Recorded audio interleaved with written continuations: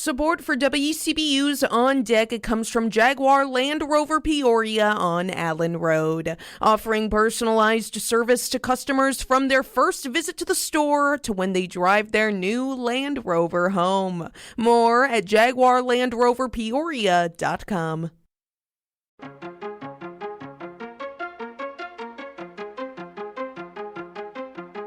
Conversation on a proposed cut to the grocery tax continues. That's just one of the things you'll want to hear about to start your day for Monday, April 29th. I'm Colin Shope, and this is WCBU's On Deck.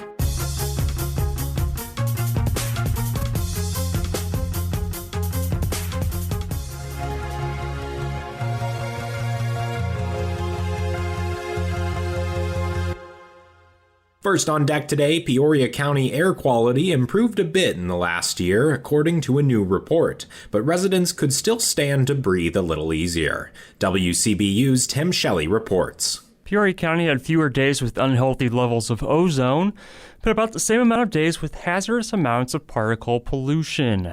That's according to the American Lung Association's latest State of the Air report. Christina Hamilton is the group's Illinois Advocacy Director. The County of Peoria, they did see some orange days in our report, and orange days are still harmful for people in sensitive groups. Orange days are unhealthy for people who have asthma, heart disease, or other conditions that put them at increased risk. Though Peoria County's unhealthy levels average out to less than a day annually for ozone and particle pollution, Hamilton says it's still a concern. We want there to be as little to zero unhealthy days as possible, because air pollution exposure over time can certainly cause tremendous health harms, and even in the short term. Peoria air quality data is considered incomplete by the American Lung Association because information on annual particle pollution wasn't available. Cook County, the Collier counties, and Madison and St. Clair counties near St. Louis were ranked the worst in the state. For WCBU, I'm Tim Shelley. Here are some other stories we're following in the WCBU newsroom. Unemployment in the Peoria area dropped in March, but is still higher than it was a year ago. And developers Gary Matthews and Monty Brannon are appealing their federal fraud convictions. Find more of these stories and all the details at WCBU.org. A report looking at the potential impact of eliminating Illinois' grocery tax suggests most families would only see modest relief, while municipalities would face a significant revenue shortfall. However, the Pritzker administration remains committed to the cut. WCBU reporter Joe Deacon takes a closer look. Governor J.B. Pritzker called for a permanent elimination of Illinois' 1% grocery tax during his State of the State speech in February, while announcing a $52.7 billion budget plan. Deputy Governor Andy Manar says the administration believes the grocery tax is regressive, and the time has come to end it on the state level. The governor has said the state should not be in the business of taxing groceries, especially when the state doesn't spend the money that is generated from the tax. So if it's a local decision to spend the money and how it's spent, then it should be a local decision as to whether or not it should be taxed. All of the revenue from the grocery tax goes to local governments. When Pritzker suspended the grocery tax for 1 year in 2022, the state reimbursed municipalities for the lost revenue. But that wouldn't be the case under his new proposal. The Illinois Municipal League strongly opposes cutting the state grocery tax, estimating Pritzker's proposal would cost municipalities a total of $325 million annually.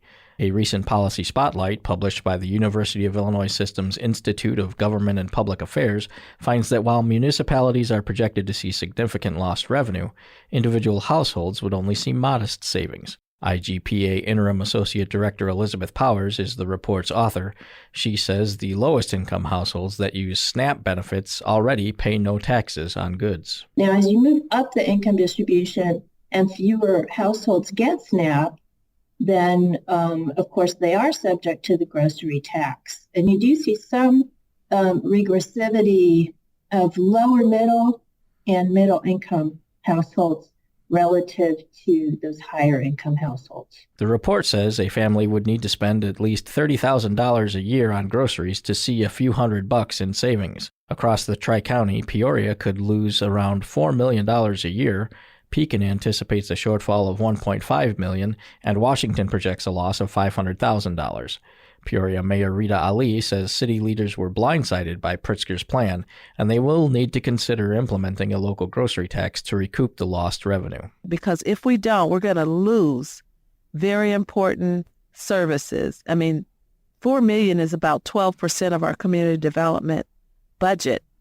We could lose protective services. We would definitely have to cut staff in important areas. The Political Action Committee BizPAC of Central Illinois wants the Peoria City Council to support the governor's proposal and refrain from imposing new taxes by trimming $4 million in, quote, unnecessary expenses from the annual budget.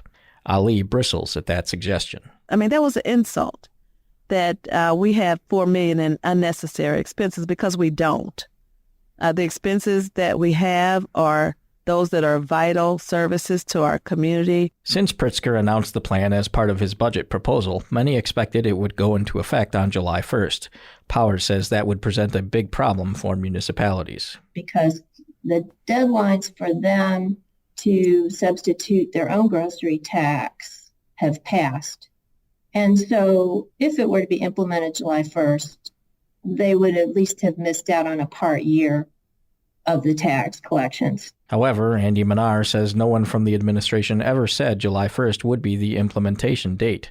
Manar says Pritzker spoke to the IML about flexibility with the implementation earlier this month on Lobby Day in Springfield. He said he was open and has consistently said he is open to an implementation timeline that makes sense. There's all kinds of things that have to be taken into consideration, and the administration recognizes that. For example, when tax rates change, you just don't flip a switch, and those rates then change at the register. Elizabeth Powers says the worst alternative for municipalities to recoup the lost grocery tax revenue would be to raise other retail taxes, because the lowest income households do pay those taxes.